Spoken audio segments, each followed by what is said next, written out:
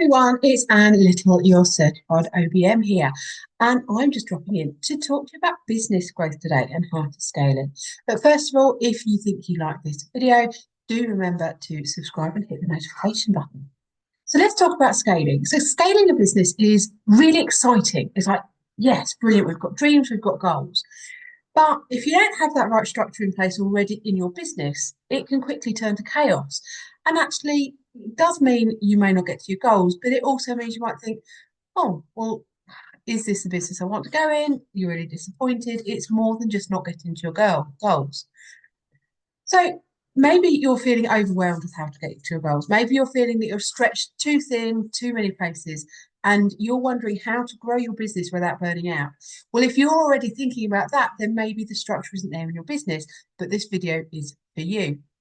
So a few just common struggles that business owners face when scaling. One, struggling to manage everything as you grow.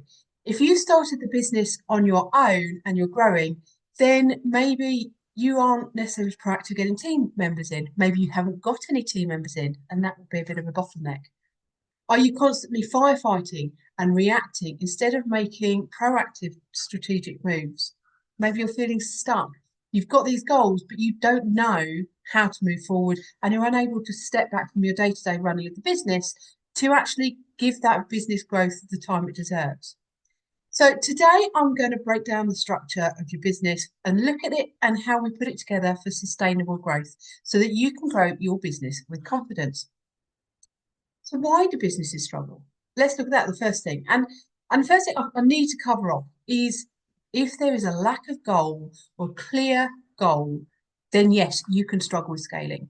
So by the time people work with me as an OBM, the goal is already there. The goal setting is done with someone like your business coach or your mentor. And you've got that ready to go. And if you don't have that clear goal, you're going to be trying this, trying that. Things aren't working, you might give up on something, but actually you're nearly at the success. You need to think about that goal first. But then once you've got your goal, have you got systems and processes in place? If you don't, then again, everything's going to be very reactive instead of a structured moving forward. It's going to be a bit chaotic. You can become the bottleneck as a business owner if you are involved doing everything. If you're involved in every decision, if the knowledge only lies with you, then you are going to hold back the business as well. And if there are no clear priorities or a plan, so yes, plan, and we all know I love a plan. So yeah, if there's no plan, again, it's going to be hard to actually think, well, what's next? I know I've got this big goal, but what are the small steps that I need to take to get there? What's the first step to creating a structure for growth? Well, taking stock, taking an audit of where you are right now, looking at what's working and what's not working. And when things are working, learn from them. Why is it working well? What are you doing differently there that's working, but that maybe you can use in other areas of business that aren't working quite so well? What's causing you the stress? Where are those real struggle points in your business? And look for the key inefficiencies. Where are the most issues in terms of kind of moving forward? Is it that there's a decision-making bottleneck and you've got a long list of decisions to make on your desk, but you're not going to get around to them for a few days? And then that impacts the team because they can't do their jobs. Or maybe it's the operations. People don't know what they're doing. You haven't got that structure in place. Do you know what you're doing for the next 90 days? Do you have your priorities clear in your mind? Because you can't fix everything at once. It's like a big goal. If you've got a big goal, you break it down into steps to achieve the goal. If you've got a big problem, then you break that down and fix the little things at a time and look for the things that are going to make the most impact quickly. Now, it's come up a few times what I've said that you might be the bottleneck as a business owner. You might be causing friction within your business moving forward. So how do you stop being involved in everything? Well, delegating. And I know it's very easy to say, well, delegate some stuff. And it doesn't take into account, actually, it can be difficult, especially as it's your business and you've grown it and there is a certain amount of control there and you don't want to hand the reins over. And don't get me wrong, I get it. I absolutely get it. But then it's the decision of, do you keep everything to yourself and run it yourself and have that cap on your growth? Or do you actually say, well, do you know what, I'm going to have a word with myself and I'm going to delegate what I don't need to do. And in doing that, it doesn't have to be just giving away the task to anybody. You take time to find the right people to do it, the right people who will work with you, with your goals, similar ethos, values. So you're looking for the right people, but absolutely delegate. If you keep it all to yourself, the growth will be capped. Create SOPs, standard operating procedures, and systems. So have a set of procedures. It stops you having to do everything. Even if right now everything's in your head, get it out of your head.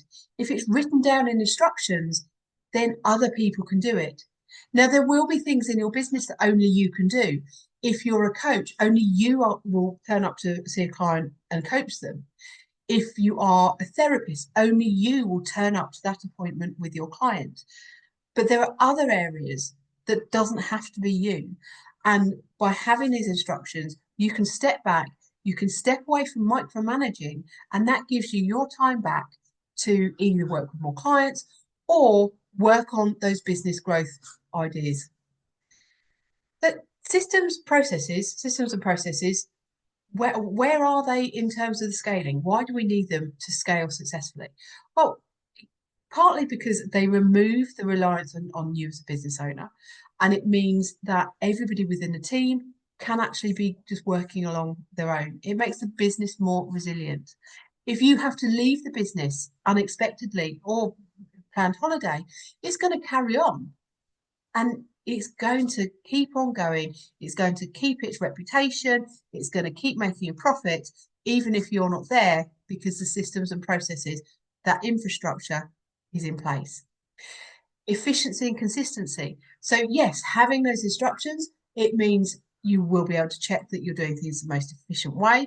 And if you're documenting it and saying, well, actually, do you know what? There is these extra steps. I don't need these. Maybe I can automate it. Then you can look to make them more efficient. But the consistency of having followable instructions that have the same result means you will be consistent. So if that is something like client delivery, client service, customer service, then every single customer, every single client who goes through your business will get the same level of service, which ultimately means repeat business. I'm assuming it's good, but you've got the consistency there. You reduce errors, you reduce wasting time. There's an awful lot around kind of efficiency and consistency that your business can benefit from. And when you are growing your team, if you're growing your business is likely to happen, then onboarding new team members is going to be faster, it's going to be easier, it is going to be smoother sailing. When somebody comes on board, you aren't going to need to sit them down and sort of work through what's in your head and get it out to them, because it will always be in a manual, and it will be much more hands-off for you, because yes, you'll still check in, yes, you will still want to build a relationship with your new team member, but actually they can sit through and work through those workflows without you being there. That's a lot of kind of the whys, the theory. So what practical steps can you take now, can you take today to start bringing structure into your business? Well, in a kind of reflection, seeing where you're at now. So what are the top 3 bottlenecks that slow you down the most? Where are the friction points, those top 3 friction points in your business that stop it moving as smoothly or as fast as you want? Start documenting key processes and key SOPs. So even a simple checklist can help, but start getting something down. And even if you write down, even if you document one SOP a week, you're still building towards that point of having a full set of procedures written down. And set up a 90-day execution plan. So this is the plan that will say, actually, these are the priorities for the inefficiencies that I'm going to tackle. When am I going to tackle them within the next 90 days? And if they're not urgent enough to be in the next 90 days, then that's fine. They're on your list to come to later, but you've certainly got a list to work from now. So scaling doesn't have to mean stress. It doesn't have to mean chaos.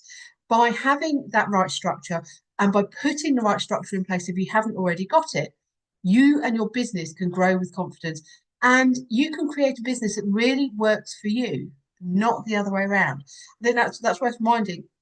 you went into business because actually there's something that you enjoyed about what you do, and your business needs to work for you. If you found this helpful, please make sure you subscribe and tick the notifications so you'll get updates when my new videos are out. But for now, that's Anne Little, your certified OBM. You've got this.